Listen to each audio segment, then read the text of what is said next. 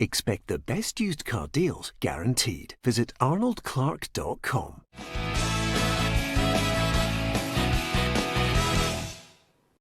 Welcome to Peter and Roughie's football show, sponsored by Arnold Clark. It is Tuesday. I'm Peter Martin. Thank you very much for supporting us on our YouTube channel, an ever-growing football family. And in the panel tonight to entertain you, we've got Alan Rough, Hugh MacDonald and Darren Jackson. Couldn't think of a better threesome. Well, maybe I could. Let's have a look at the twists and turns in the title race.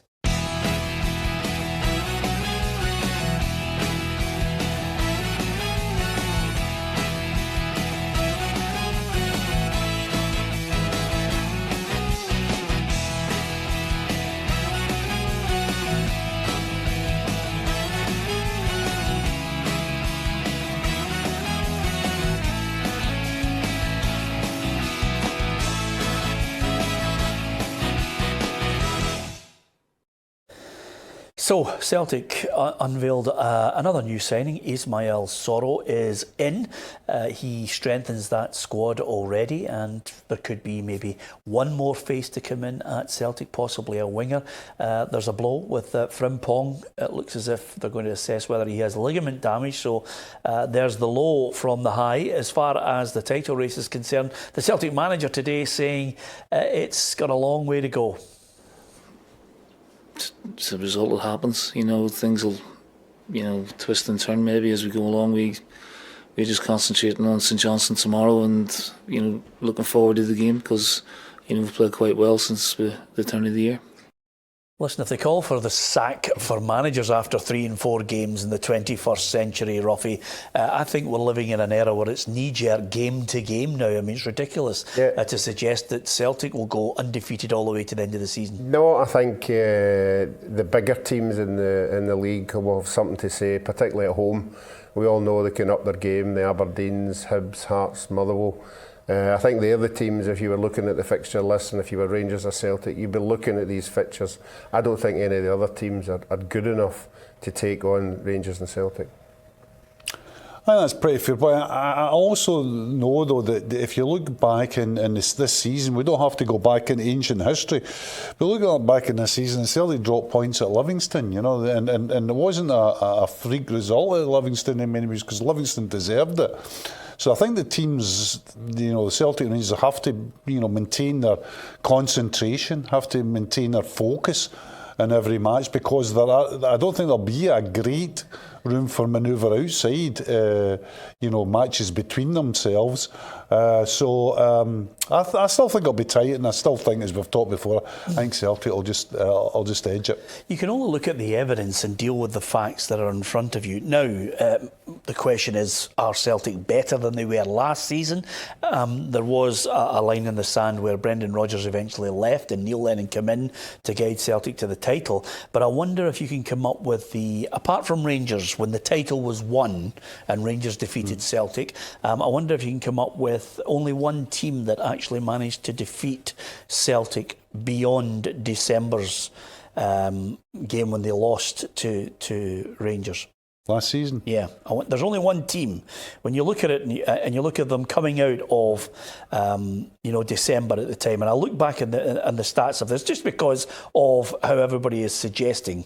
29th of December last season, Rangers won 1-0, and then everybody started to say, well, this is it, Rangers are going to win the league. It didn't materialise because Celtic went on a run and only lost to one team out with Rangers, this was overall. Was it not once the league had won, they lost a game? They lost one to Rangers. Other than that, it was a few draws, 3 draws, but one defeat, and it was in Europe.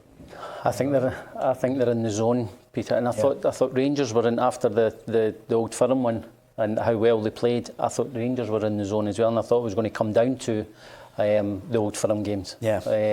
But it just shows you take one player out their team, and they've got a lot of good players, but the goal scorer, the guy that sparks things, just the way he goes about it, his kind of influence he has when you throw the ball up there, there's going to be a fight. Other players react to that, and so it's a huge blow, him being out, and it showed on Sunday what a big loss he is. Yeah, Aberdeen, Hibs and Livingston were the only teams to take points off Celtic, and that was draws. The only team that Celtic lost to was Valencia, Hugh. Yeah. So on the evidence of that, somewhere along the line, I just wonder if they can go on, an incredible run. I think there will be slip-ups. Whether the slip-ups will be defeats is to be I think determined. draws is enough to be slip-ups now. Yeah, absolutely. It's 2 points away. I agree with you. I think football's such a competitive match. I think, that on the road as well, sometimes you're playing on surfaces like at Hamilton and Kilmarnock that you don't want to play on either. I think it's crucial to Celtic. I think what Celtic have got the Rangers don't have is real strong depth. Yeah. I think the only position where Celtic would be, Celtic fans would really be drawing in their breath would be if Edward was out for a spell. I even think they could cope with Scott Brown being out. Rangers, on the other hand, would be the same with Morelos, but I think it would be the same with a few other players, because I don't think Rangers bat much more than 11, 12, 13. Yeah, and the evidence of last season with regards to Rangers, they came out of an Old Firm win and then after that lost immediately to Kilmarnock, and then they had subsequent draws, 3 draws, and then eventually in March a defeat to Celtic, which absolutely killed off their title hopes, Roughie. Yeah, and Darren will know more about this than me, obviously going for titles, the pressure that brings on you from on the park and from the stands, and then you start looking at people in the dressing room and saying, can he handle this that's coming up? How many of my guys in my 11 I can go out there and be sure that they're going to accept all the pressure that's going on? I think there's more in the Celtic team than there is in the Rangers team. Yeah, of course, we don't know the quality of Sorrow and at what point he will be introduced into that lineup. It always seems to be a slow introduction for them, but the manager is adamant he's got quality. Just a little bit more quality and a bit of support in there in the midfield area. And he's had a good career so far. He's played in some tough leagues and he's played for a team that wouldn't have been one of the top teams in Israel, but he's he stood out and he's been very consistent in his performances there. Yeah, that's Neil Lennon. Well, across the city, Rangers obviously getting ready for tomorrow, and they certainly don't want a repeat of what happened against Hearts. Morelos will be back. That'll be a huge bonus to them. But Gary McAllister clearly says he doesn't think they can afford any more slip-ups like Tynecastle. No, absolutely. We need to be pretty perfect. We're well aware of that. We've got a rough idea what the points tally's required to be successful. And you're right, there's very little wriggle room. It's an interesting one. He says we've got a rough idea of what points we need to be successful with this, and he said there's very little margin for error. So clearly managers do look at that. They do look at what happened last season. They do look at it now and think, right, this is the points. The pressure must be intense now. 100%, Peter. They'll look and say about games that they're not going to look and say this is a game we'll lose, but they'll look at the points total that they think they'll need to win the league. And Neil will have done the same thing. So, but they know there isn't. I don't think there isn't more slip-ups. They're 5 points with the game in hand, and the way they'll probably look at the way Celtic have started the new year, really strong. You look at going to Kilmarnock. Hard game, could slip up there, win 3-0. Saturday, hard game because Ross County have come and defended really well. They get a penalty and then they go on and win the game. So they'll look and say that they're winning games comfortably just now. Do you think a striker not coming in, or even a new face not coming in, could be detrimental? Do you think it's absolutely vital to get one new face in? Well, being in that position, you always like to get someone in. Now, it's got to be someone who's going to improve your team, not just a new face, just to freshen things up. It is nice to get someone in. Celtic have brought a couple in, and it does freshen it up. It strengthens the squad. I mean, you've said about Celtic needing a winger. I don't think they need anybody else. And I think Hugh's right to an extent about missing Edward. But they'd miss Scott Brown. The influence Scott Brown has in that team as individuals and as a whole is massive, and so I think he would be missed. But I would like to think that Stephen and Gary will try and get someone in. Yes, obviously it looks as though they're trying to get maybe a couple out before they can get one in, but they'll be trying hard to get them out so they can get that player. Well, you're talking, of course, about Jordan Jones and Brandon Barker. This is what Gary McAllister had to say on that. Well, the thing is, they're two players that were brought here to try and make a difference. You know, to try and make us better. You know, it's very much the case that all the coaching staff wanted those guys there. They're two players who we thought could influence games when it's very, very tight. Recently, the pair of them have been injured, and it's up to them to show the management, the manager, and the management group they've got to do more to get in that team. Yeah, clearly, you're talking about standards, you're talking about levels. You know, they've got a perfect opportunity. Get out there in training, get out onto the park. You know, there are spaces available on that Rangers side if you can make an impression on Steven Gerrard. I've never understood it. Honestly, you know, for somebody who's outside of football, outside of professional football, I've never understood why a player wouldn't train well.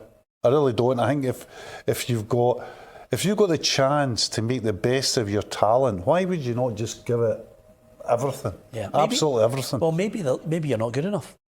Maybe you're absolutely playing at the top of your game. Well, that's fine. You can't complain about that then. Maybe you're just not good enough at that The level. manager thinks they're good enough because he's brought them there. So he obviously thinks they are good enough. So should that give them confidence that the manager believes he's brought me here? I don't, Hugh, I'm the exact same. I wasn't a multi-talented footballer. I worked hard every single day, and that's what it got to where I got to. Whether it was good or bad, I had a good career. I was happy because I worked hard every day in training. And I watched the likes of Andy Robertson. I watched the Billy Gilmore every single day in training. Their desire to make himself better, and I don't get it. Yeah, but the problem is, you know, it's not an exact science on this, Hugh. You know, lots of managers bring in players that they think he's going to be the business. Yeah. Then they get them there and they think he's not good enough. Well, yeah, but that's forgivable. I mean, because that's a matter of opinion. But I mean, like Jordan Jones, I mean, a lot of it lies in his head. That moment of just sheer petulance in the Celtic game not only showed the manager that he couldn't be relied upon, also inflicted an injury on him that knocked him out of the team. Now, if he'd have went on in that game and actually, instead of trying to exact some kind of petty retribution, had actually made a couple of good runs, and the manager might have been sitting afterwards and going, that was a disastrous game. But you know what? One of the positive signs is when Jones came on, he looked capable of doing something.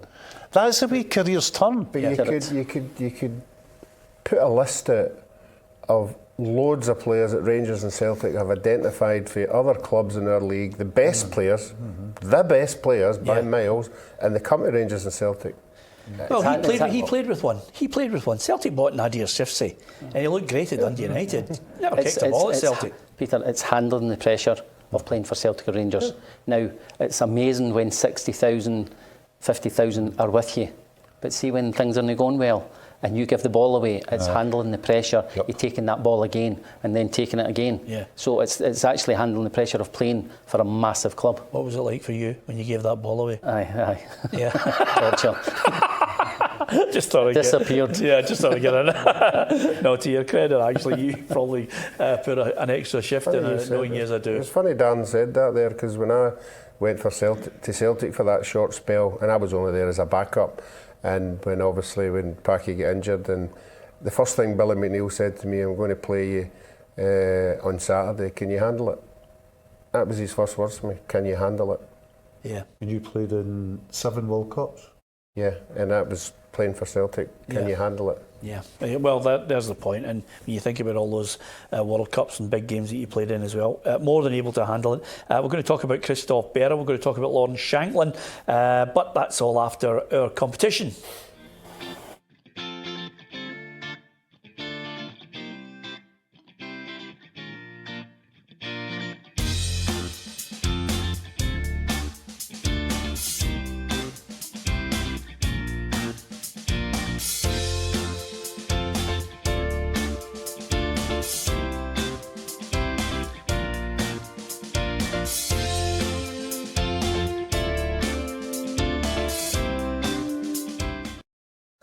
fairly easy if you're Hugh MacDonald there. Just a look of contentment. And the other two surely are on the case. If you're on the case, you get a chance to win yourself a prize courtesy of PLZ Soccer.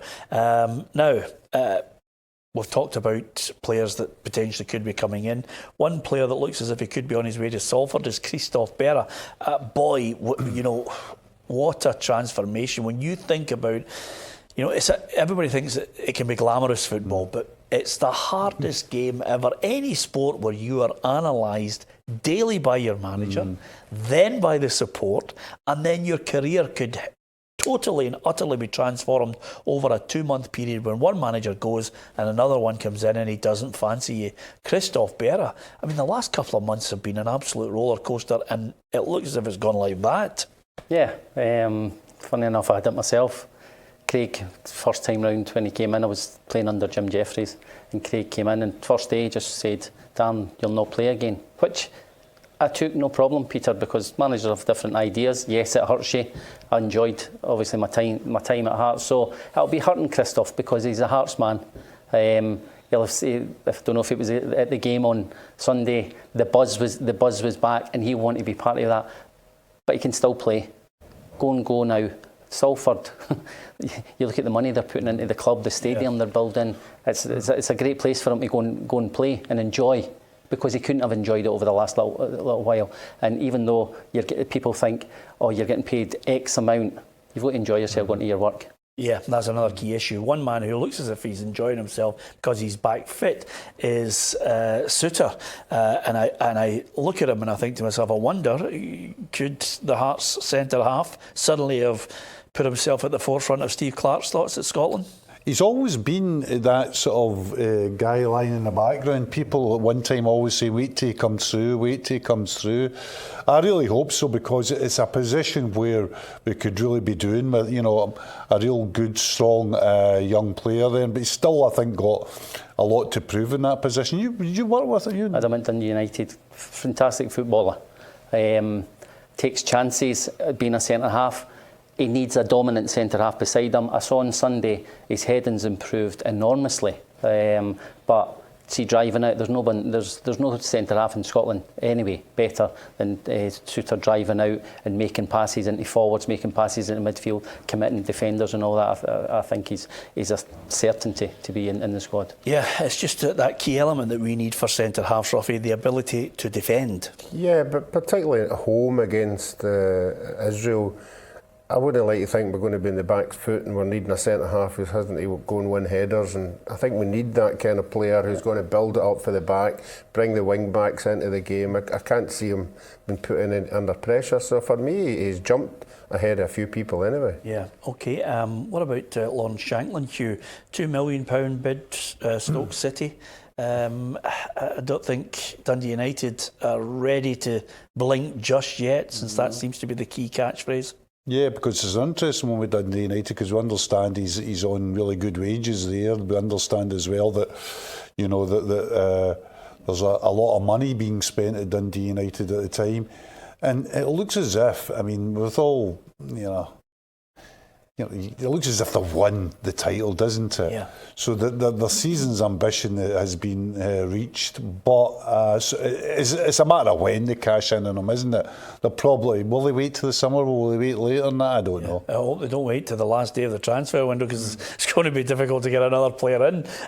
Listen, just before we go, let's hear from Ole Gunnar Solskjaer. There's a manager under pressure. He's trying to somehow overturn a 3-1 defeat in the Carabao Cup against Manchester City, and this leg is at the Etihad. It has to be a perfect performance to win with 2 goals against such a good team away from home. So for us, it's not about away goals, or we just need to score 2 more than them. So when they happen and how it happens, if we concede 2, we need to score 4. So it'd be good not to concede first, because that makes it less difficult. Hugh MacDonald, is Ole Gunnar Solskjaer dead man walking? And I feel really sorry for him, because the problems are not of his making, and something, they're not of his solving either. Yeah. What's going to happen to Manchester United is they're going to have to buy at least 2, and I'm talking grade A players. Need a grade A striker, a real top striker. I'm talking about a 100 million striker. And he needs somebody really strong in the midfield, a grade A leader in midfield. He can raise some money by shipping Pogba and others out, but that's got to be the first step. Okay, briefly, give me your predictions, Roughie. Falkirk against Arbroath. This is a replay in the 4th round. I think this will go all the way, 1 each to penalties. Yeah, and then what? And then what, Roughie? Toss the coin. Arbroath. Sticking with Dick Campbell. I'm going to stick with Dick Campbell as well, Arbroath. I'm going to go with Falkirk. Yeah, well, here's a tough one now. Now, we just want an opinion from you, okay? Just give us a prediction. Hibs or Dundee United at Easter Road? I think the home advantage. I fancy Hibs tonight. I thought Hibs were the better team at Tannadice, so I think they'll be the better team tonight.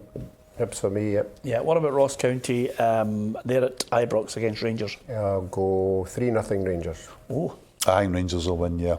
that's a bounce back. Rangers, yes. Yep, and St Johnstone Celtic, Roughie. 2-0 Celtic. I think Celtic will win as well. Celtic. Yeah, there you are. Well, right at the end, you get opinions at the start, you get them at the end as well. Give us your opinion right across social media, Twitter, Facebook. We're on Facebook Live every day. Join us, like, share and follow. Tell your friends.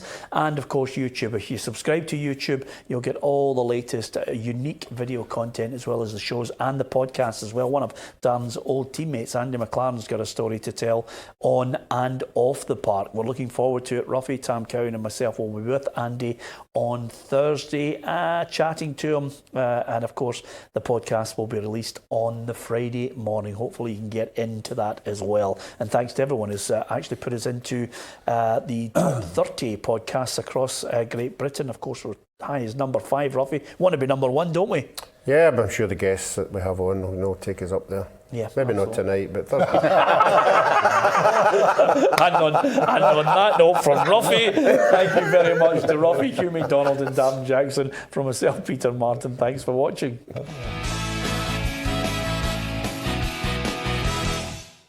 Expect the best used car deals guaranteed. Visit arnoldclark.com.